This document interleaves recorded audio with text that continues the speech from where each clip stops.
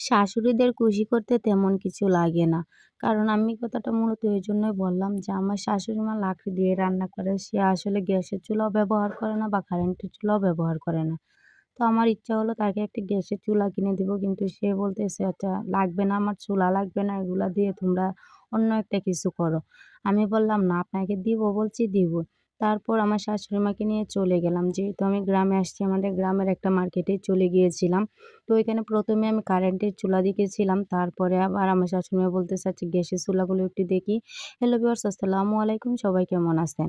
তো তারপর আমি দেখেন ফাইনালি আমার শাশুড়ি মা দেখতে, দেখতে একটা কারেন্টের চুলা নিয়ে নিল। তো সবকিছু এখানে উনি সেট করে দিচ্ছেন আরকি। ১ বছরের গ্যারান্টি দিয়েছেন। তো কি আর বলবো?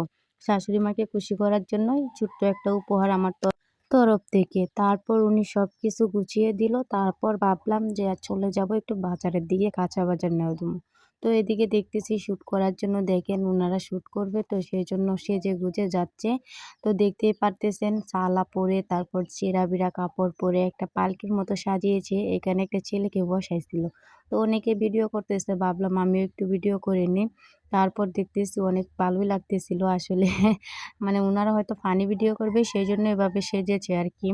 তারপর উনারা একটা অটো সেট করে মানে অটো ঠিক করছে আরকি। এটার উপরে পালকিটা সাজাইছে ওটা রেখে উনারা বসে ভিতরে চলে যাচ্ছে যেখানে শুটিং করবে আরকি সেখানেই চলে যাচ্ছে। মূলত হয়তো কোনো একটা সুন্দর জায়গায় যাবে শুটিং করার জন্য। তারপর দেখেন, এটা দেখে আমি হাসতে, হাসতে শেষ অনেকেই হাসতেছে শুধু আমি না তাদের এই সাজ দেখে। আসলেই ভালোই লাগতেছিল। তারপর কাঁচা বাজারের দিকে চলে গেলাম। এখানে হচ্ছে কিছু আলু না করলা নেওয়া হবে আরকি এখান থেকে। করলা আর বটবটি নিয়ে এসছেন আমার শাশুড়ি মা। তারপর সাথে আমার নানি শাশুড়িও ছিল। যে এখান থেকে শুটকি নেওয়া হয়েছে চ্যাপা শুটকি যেটা আমার অনেক পছন্দ। তারপর শাশুড়ি মা বলতেছে অনেকগুলা নিয়ে নেই। তো নিল। তারপর শুকনা মরিচ কেনার জন্য গিয়েছিলাম আমি ডাঁখা নিবো বলে। আসলে ঢাকা তো অনেক কিছুই সবকিছুই দাম। গ্রামেও আছে তারপরেও গ্রাম থেকে ঢাকায় অনেক বেশি দাম। তো ভাবছিলাম শুকনা মরিচ নিবো। কিন্তু দাম হয় নাই সেজন্য যে ভাবলাম এই দামে তো আমি ঢাকা থেকেই কিনতে পারি। কারণ এখানে অনেক বেশি দাম মানে ২, ৫, ৳১০ জন্য তো আর কিছু আহামরি না। তাই চলে গেলাম। এখান থেকে আবারও টমেটো তারপর বটবটি তো ওখান থেকে নিয়েছিল। তো কিছু মাছ কেনার জন্য চলে গিয়েছিল। তো মাছ কিনলাম দেখে শুনে। আসলে বাজারের যে অবস্থা অনেক দাম, সবকিছুরই অনেক দাম।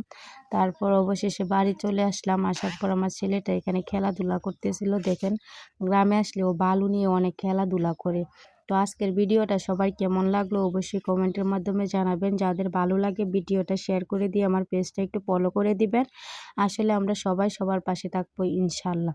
সবাই ভালো থাকবেন, সুস্থ থাকবেন। আসসালামু আলাইকুম। আল্লাহ হাফেজ।